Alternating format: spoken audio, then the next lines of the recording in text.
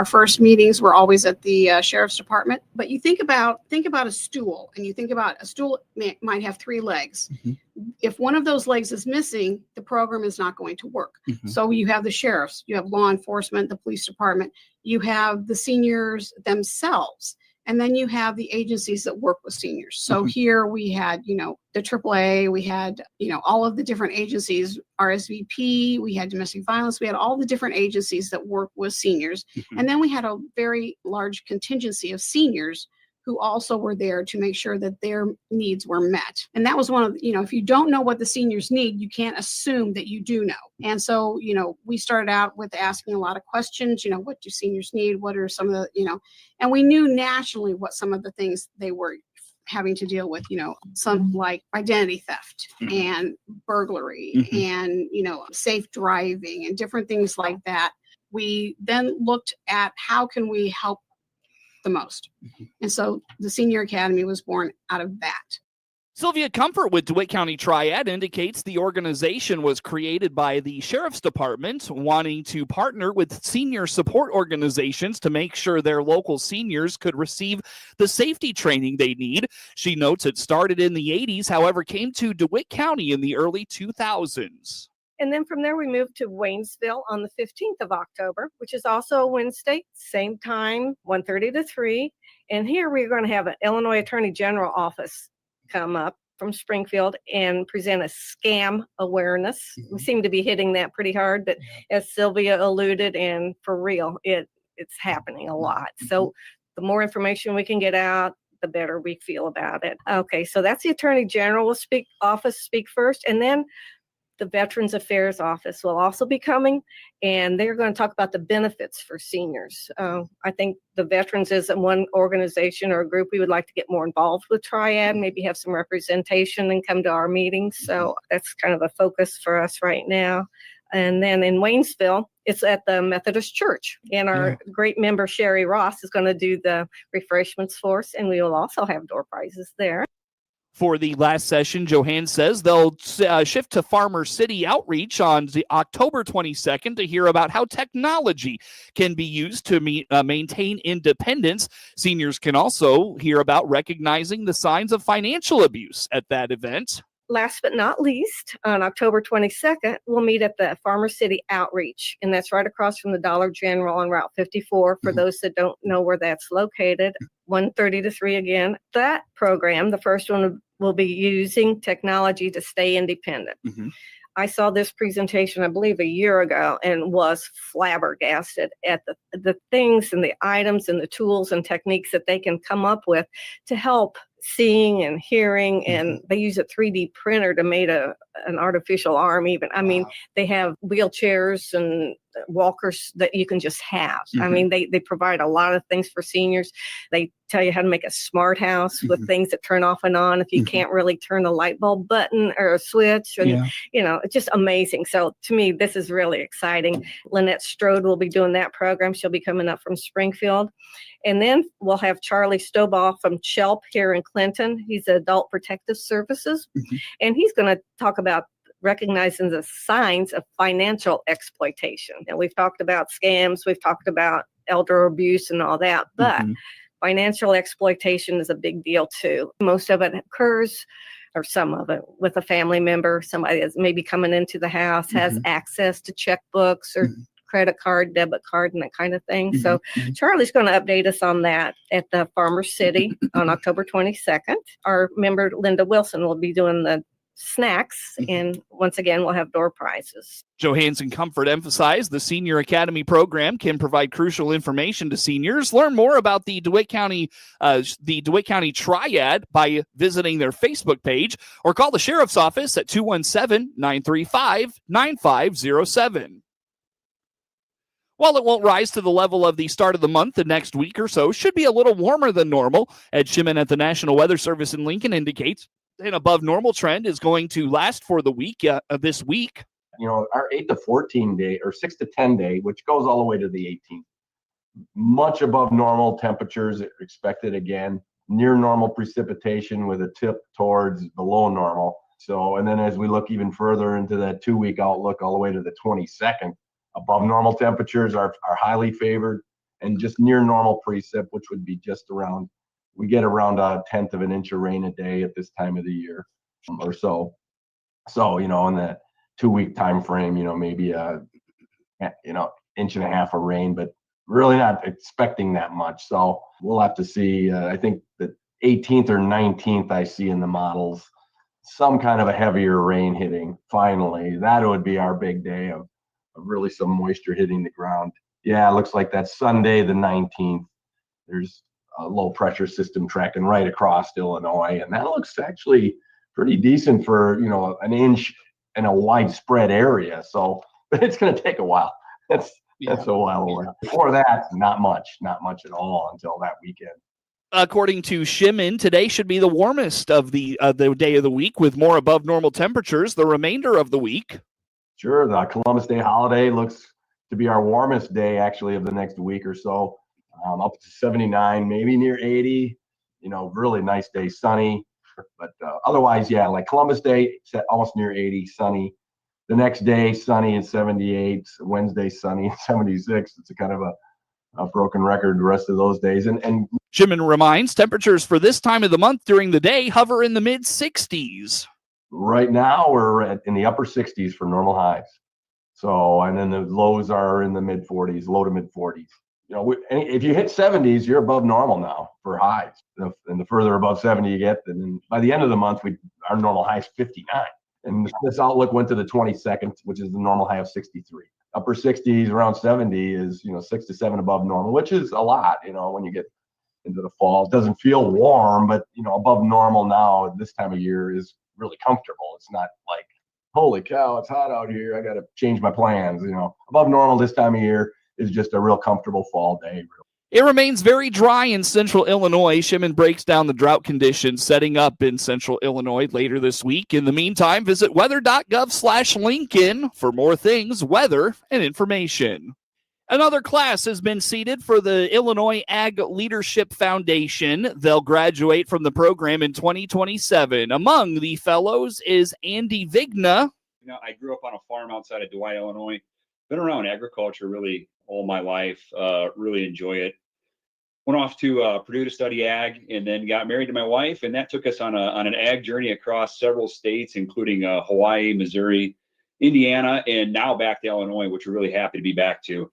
So I work for Bayer. I'm an account manager there. I've been there for about 13 years and really enjoy it there. I came to the program because I had heard about the program, but hadn't lived in Illinois until the last 4 years. So came to the program for several reasons. I had a few friends who had been through the program a few years ago, reached out and said, hey, I think this is something you'd really enjoy, something you ought to do. Started to look into it and looked at the opportunities and the exposure to new things I would get through the program, and got really excited, applied, and I'm in the class for 2027. So really looking forward to that. Looking forward to meeting a lot of people in this group. So far, we've had a few sessions, as you mentioned with Jenna. We're early on. We're in our break right now, but the few online and in-person interactions we've had have been phenomenal. This is going to be an incredible group to be a part of, and I feel really fortunate to be a part of it. The Illinois Ag Leadership Foundation was founded in the 1980s. Illinois Department of Transportation is announcing the largest multi-year program to build and repair infrastructure in the state's history, $50.6 billion over the next 6 years. The program, across all modes of transportation and touching every Illinois county, also includes $400 million to support 223 local projects, says IDOT's Paul Wappel. Go to idot.illinois.gov.gov and click on the MYP, the fiscal year 2026 to 2031. It's a huge document. It lists every project that's coming up over this year, next year, the next 6 years in every district of the state of Illinois. It'll list the project, the cost of it.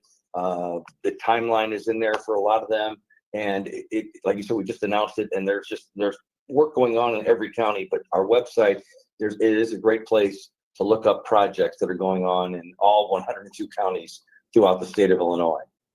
There is an interactive map at the IDOT website allowing users to search county-specific projects. 22 minutes after 8 o'clock is news time on this Monday. Get news anytime from your computer or mobile device at DeWittDailyNews.com. Stay with us. A look at sports comes your way next. Bears in action tonight for Monday Night Football. Packers get a win over the Bengals on Sunday. Those stories and more come up in sports. At First National Bank and Trust Company, we know agriculture isn't just an industry, it's a way of life. That's why our ag banking team is rooted in your community, ready to support your farm with flexible financing and local expertise. From seed to harvest, we're here to help you grow. Visit First National Bank and Trust Company in Clinton today, and let's cultivate success together. Member FDIC.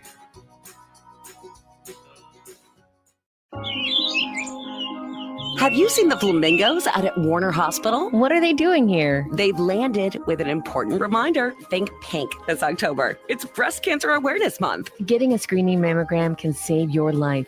Early detection is vital. Don't wait. Call Warner Hospital today at 217-937-5246 to schedule your screening mammogram. Warner Hospital. Quality care close to home.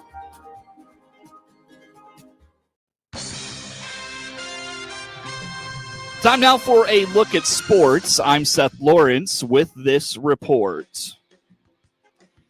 Josh Jacobs overcame illness to rush for 2 touchdowns, and the Packers held off the Cincinnati Bengals 27-18 in Joe Flacco's debut Sunday.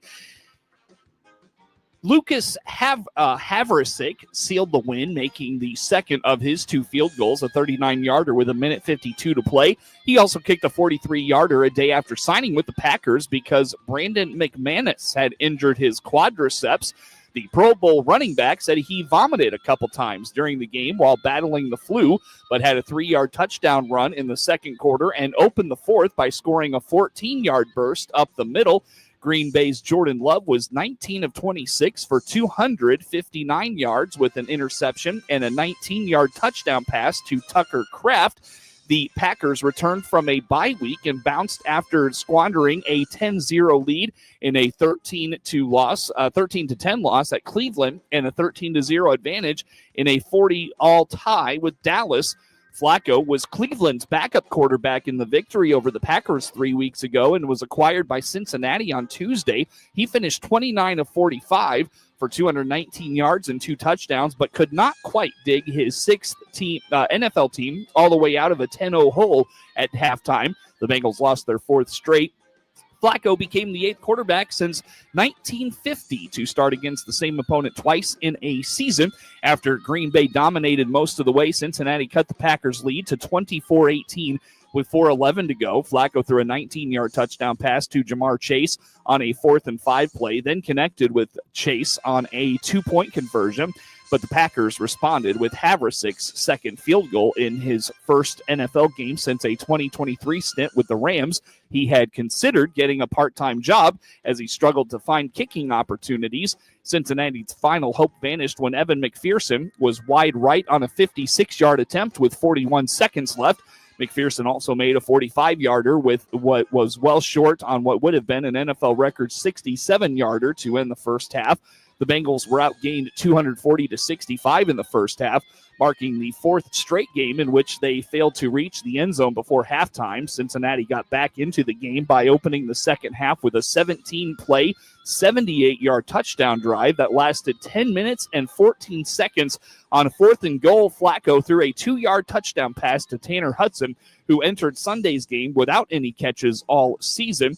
Jacobs' second touchdown made it 17-7, but Cincinnati cut the lead to 17-10 with 10:43 to play before Love and Kraft connected for Green Bay's longest touchdown completion of the season. Kraft caught the ball a couple yards beyond the line of scrimmage, shed a tackle, lowered his shoulder to get through cornerback Cam Taylor-Britt and land in the right corner of the end zone. Packers defensive end Lucas Van Ness was carted off to the locker room with a foot injury in the third quarter, and receiver Dontavian Wicks hurt his ankle. Safety Javon Bullard was evaluated for a concussion. The Packers visit the Cardinals next Sunday. There are plenty of storylines tied to tonight's matchup between Washington and Chicago on Monday Night Football, including the Hail Mary that ended the team's game a year ago, the quarterback showdown between Jaden Daniels and Caleb Williams, and Washington's pursuit of current Chicago coach Ben Johnson before hiring Dan Quinn. But once the action begins in front of a national TV audience, nothing matters as much as the way things turn out when the Commanders run the ball. That's because they feature the top rushing offense in the NFL at 156.5 yards per game, despite losing Austin Eckler in the offseason. And as it happens, the Bears, who are coming off 2 consecutive victories following their bye, are the owners of the league's second worst defense against the run, giving up 164.5 yards per game on the ground. The highest rate for any running back with at least a dozen attempts in 2025 is Washington's Ja'Cory Croskett-Merritt, a 7th-round pick who goes by Bill and is gaining 6.5 yards per carry. Jaden Daniels and Caleb Williams both won the Heisman Trophy, and they entered the NFL at the top of the 2024 draft. Williams went number 1 before Daniels went number 2 and took the league by storm, winning the Offensive Rookie of the Year honors. The do-everything Deebo Samuel cost Washington GM Adam Peters only a 5th-round pick in the offseason in a swap with the Niners, and that's looking like a steal at this point. Samuel has 30 catches, more than twice as many as anyone else on the Commanders roster, and 300 receiving yards. He scored 3 times on receptions all of last season when he finished with 51 catches for 670 yards. The Bears figure to get some help for their banged-up secondary, with Kyler Gordon expected to play after missing the first 4 games with a bad hamstring. Game time tonight is 7:15. Get sports anytime from your computer or mobile device at DeWittDailyNews.com.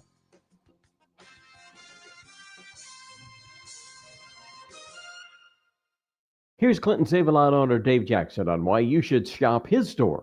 Well-thought decisions on our pricing and try to make sure that we have the right retail on the right items so that you don't have to go anywhere else. It's just such a fallacy that people think they have to drive out of town and put up with what they have to put up with in these stores, park 2,000 feet from the door and just go through that whole process. Dave and his staff works hard to save you up to 40% on your food bill every day at your Clinton Save-A-Lot. And as Dave always says, hope to see you soon. Your home for Clinton Maroon sports is WHOW and DeWittDailyNews.com. From football in the fall to baseball and softball in the spring, we've got you covered for all things Clinton High School sports. With SRN News, I'm Rich Thomason in Washington. The phrase, "thanks be to God," permeates Israeli social media posts on this historic day. It's a day that has seen the release of all 20 living hostages captured by Hamas. And more than 2 years ago, the bodies of 28 deceased hostages are also to be released to Israel. President Trump now on his way to Egypt for a multi-nation peace summit there. As Russia steps up missile and drone strikes on Ukraine, President Trump is considering supplying Ukraine with U.S. long-range Tomahawk missiles. The president spoke by phone yesterday with his Ukrainian counterpart, President Volodymyr Zelensky. It's day 13 of the federal government shutdown, and as of right now, no end in sight.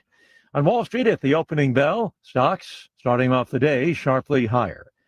More details at srnnews.com. Okay, WHOW Combine Reports are brought to you by AAK Mechanical in Clinton, Apex Clean Energy, Baum Chevy Buick, Farm Credit Illinois, Peterson Insurance, Longview Community Bank, Illinois Corn Marketing Board, State Bank of Bement, and Macon County Farm Bureau.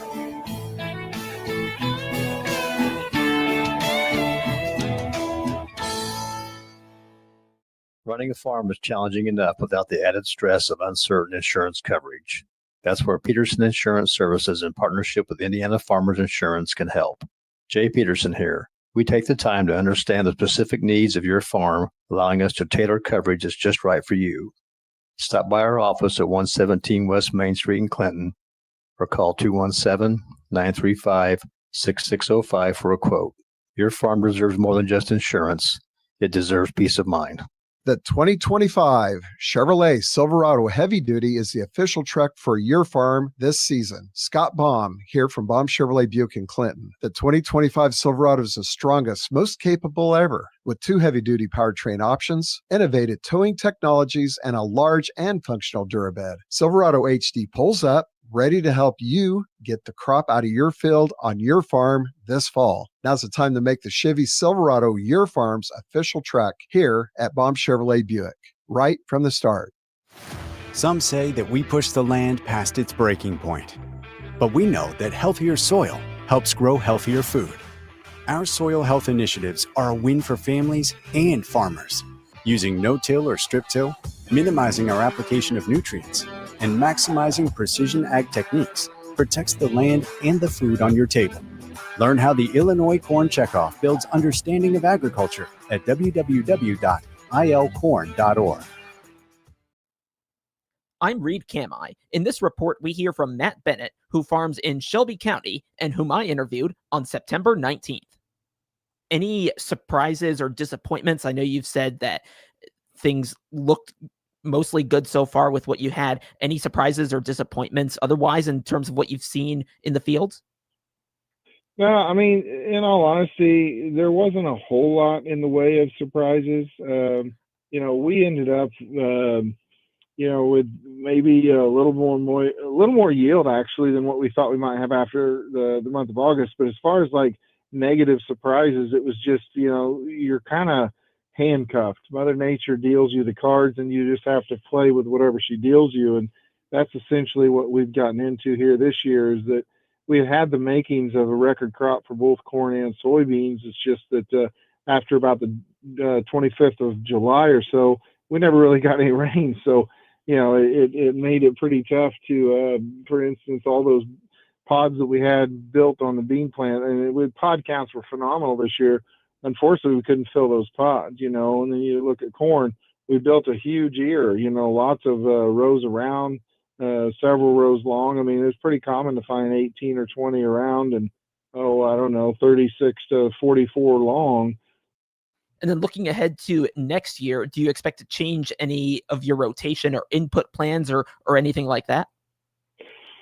Fertilizer is about as high as what it's been in several years, and the unfortunate thing is that the price of corn is down. So, I mean, you look at, for instance, 2022, I think the average cash price for corn that year was around $6.50, whereas this year, there's a lot of $4 and below cash prices for corn, whereas our dry fertilizer costs are running about the same, if not a little more, than what we saw when corn was, 33% higher than what it is today. So, it's very frustrating to see, or 50% higher than what it was today.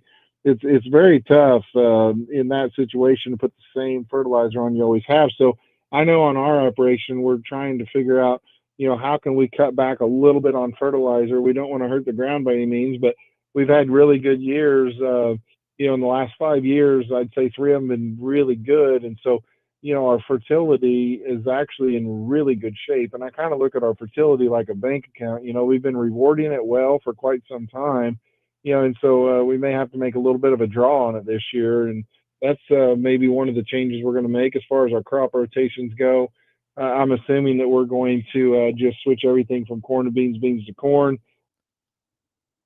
That again was Matt Bennett, who farms in Shelby County in this combine report. I spoke with him on September 19th. I'm Reed Camai. Apex Clean Energy is an American veteran-led energy company harvesting the wind across the country. Their projects have received broad support from local farmers and landowners, and participation is 100% voluntary. Landowners who choose to host wind energy on their land will receive decades of steady revenue, and communities receive local property taxes to fund our schools, roads, first responders, and more. Let's harness the wind and leave a legacy for generations to come. To learn more, go to apexcleanenergy.com/landowners. Nate Sams here, Vice President at Longview Community Bank in Clinton. Everyone has something they do best. At Longview Community Bank, our roots run deep.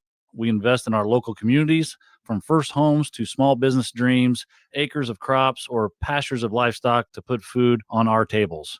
We provide the loans that help our farmers, friends, and neighbors grow and thrive.